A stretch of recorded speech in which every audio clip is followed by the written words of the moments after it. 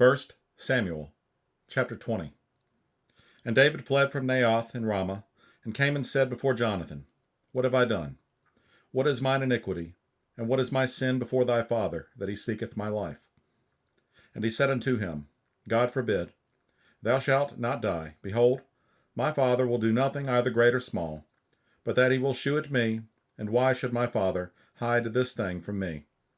It is not so.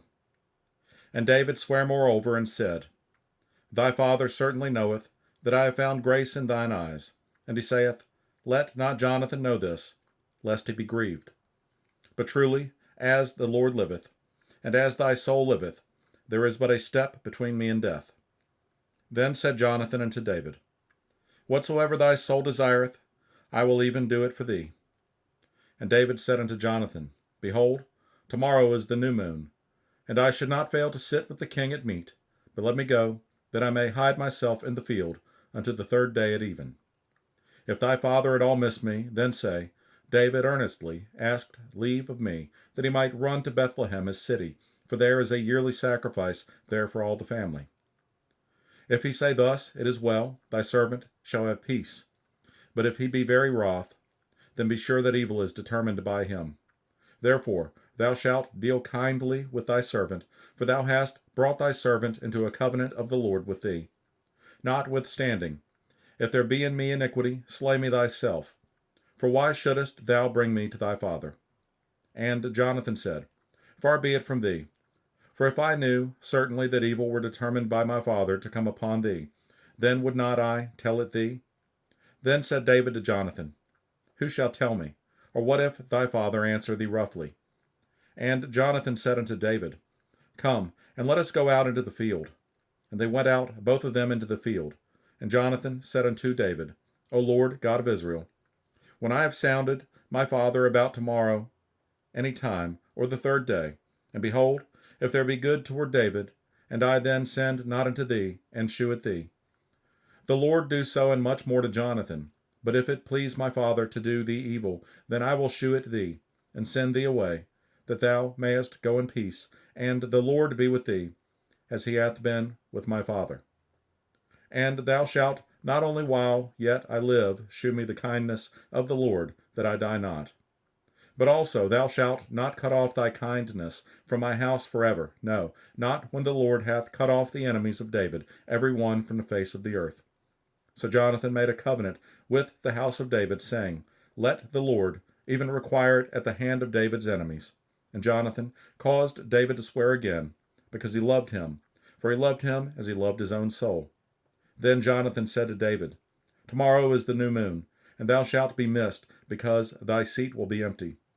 And when thou hast stayed 3 days, then thou shalt go down quickly, and come to the place where thou didst hide thyself when the business was in hand, and shalt remain by the stone Ezel.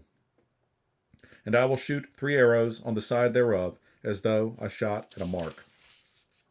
And behold, I will send a lad, saying, Go, find out the arrows. If I expressly say unto the lad, Behold, the arrows are on this side of thee, take them, then come thou, for there is peace to thee, and no hurt, as the Lord liveth.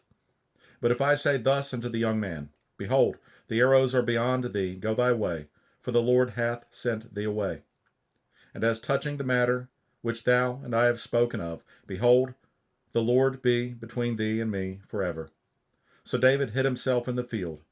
And when the new moon was come, the king sat him down to eat meat. And the king sat upon his seat, as at other times, even upon a seat by the wall. And Jonathan arose, and Abner sat by Saul's side, and David's place was empty. Nevertheless, Saul spake not anything that day, for he thought, Something hath befallen him. He is not clean, surely he is not clean. And it came to pass on the morrow, which was the 2nd day of the month, that David's place was empty. And Saul said unto Jonathan his own, Wherefore cometh not the son of Jesse to meat, neither yesterday nor today? And Jonathan answered Saul, David earnestly asked leave of me to go to Bethlehem. And he said, Let me go, I pray thee, for our family hath a sacrifice in this city, and my brother he hath commanded me to be there. And now, if I have found favor in thine eyes, let me get away. I pray thee, and see my brethren, therefore he cometh not unto the king's table. Then Saul's anger was kindled against Jonathan, and he said unto him, Thou son of the perverse, rebellious woman, do not I know that thou hast chosen the son of Jesse to thine own confusion, and unto the confusion of thy mother's nakedness? For as long as the son of Jesse liveth upon the ground, thou shalt not be established, nor thy kingdom. Wherefore now send and fetch him unto me, for he shall surely die. And Jonathan answered Saul his father, and said unto him, Wherefore shall he be slain? What hath he done? And Saul cast a javelin at him to smite him, whereby Jonathan knew that it was determined of his father to slay David. So Jonathan arose from the table in fierce anger, and did eat no meat the second day of the month, for he was grieved for David, because his father had done him shame. And it came to pass in the morning that Jonathan went out into the field at the time appointed with David, and a little lad with him. And he said unto his lad, Run, find out now the arrows which I shoot. And as the lad ran, he shot an arrow beyond him. And when the lad was come to the place of the arrow which Jonathan had shot, Jonathan cried after the lad, and said, Is not the arrow beyond thee? And Jonathan cried after the lad, Make speed, haste, stay not. And Jonathan's lad gathered up the arrows, and came to his master. But the lad knew not anything, only Jonathan and David knew the matter. And Jonathan gave his artillery unto his lad, and said unto him, Go, carry them to the city.